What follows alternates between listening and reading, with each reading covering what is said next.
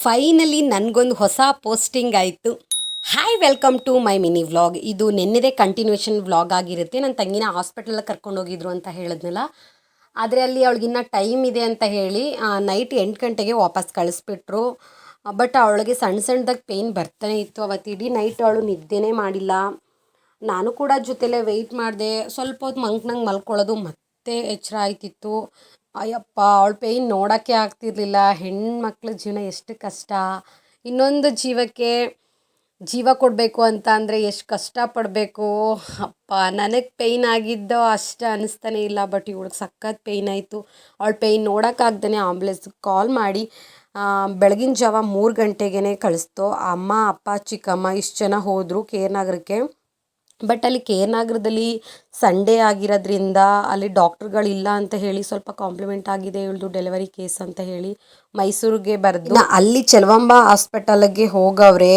ಅಲ್ಲಿ ಅವಳನ್ನು ಮಧ್ಯಾಹ್ನ 1:30-2 ಗಂಟೆಗೆ ಕರ್ಕೊಂಡೋಗಿರೋದು. ಒಳಗಡಿಕೆ 4 ಕಾಲ ಆದರೂ ಕೂಡ ಯಾವುದೇ ರೀತಿ ಸುದ್ದಿ ಇಲ್ಲ.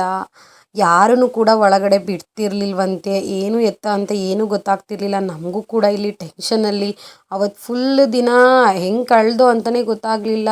ಏನು ಕೆಲಸ ಮಾಡೋಕ್ಕೂ ಬೇಜಾರು. ಅದ್ರದ್ದು ಗ್ಯಾಪಲ್ಲೇ ಇನ್ನೇನು ಮಾಡೋಕ್ಕಾಗುತ್ತೆ. ನೆನ್ನೆ ನೈಟು ನೆನೆಸಿದ್ದೆ ದೋಸೆಗೆ ಅಂತ ಹೇಳಿ, ಅದನ್ನು ರುಬ್ಬೋಕ್ಕಾಗಲಿಲ್ಲ. ಇನ್ನು ಬೆಳಗ್ಗೆ ರುಬ್ಕೊಂಡು ಅದನ್ನೇ ಅಡುಗೆ ಮಾಡಿಕೊಂಡು ಎಲ್ಲರೂ ಊಟ ಮಾಡಿದೋ. ಬಟ್ ಅವಳಿಗೆ ಆ ಕಡೆ ಹೋಗಿರೋದ್ರಿಂದ ನಮಗೆ ಇಲ್ಲಿ ಊಟನೂ ಕೂಡ ಸೇರ್ತಿರ್ಲಿಲ್ಲ. ಅವ್ರ ಅತ್ತೆ ಮಾವ ಅವಳಿಗೆ ಅಂತ ಹೇಳಿ ಬೇಳೆ ಒಬ್ಬಟ್ಟು ಮಾಡ್ಕೊಬಂದಿದ್ರು. ಪಾಪ ಅವಳು ಅದನ್ನು ತಿನ್ನಲಿಲ್ಲ. ಅವಳ ಪೇಯ್ನಲ್ಲಿ ಹಂಗೆ ಹೊರಟೋದ್ಲು.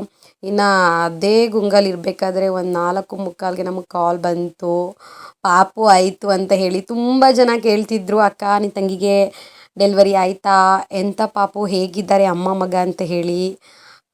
ಎಲ್ಲರೂ ಕೂಡ ನಾನು ರಿಪ್ಲೈ ಮಾಡಿದ್ದೀನಿ. ಕೆಲವೊಬ್ರಿಗೆ ರಿಪ್ಲೈ ಮಾಡೋಕ್ಕಾಗಲಿಲ್ಲ, ಅವ್ರಿಗೆಲ್ಲ ಇಲ್ಲಿ ಹೇಳ್ತಿದ್ದೀನಿ. ಗಂಡು ಪಾಪು ಆಯಿತು, ಅಮ್ಮ ಮಗ ಇಬ್ಬರು ಕೂಡ ಚೆನ್ನಾಗಿದ್ದಾರೆ. ನನಗೊಂದು ನ್ಯೂ ಪೋಸ್ಟ್ ಆಯಿತು ಅಂತಲೇ ಹೇಳ್ಬೋದು. ದೊಡ್ಡಮ್ಮ ಅದೇ ಸಖತ್ ಖುಷಿ ಆಯಿತು.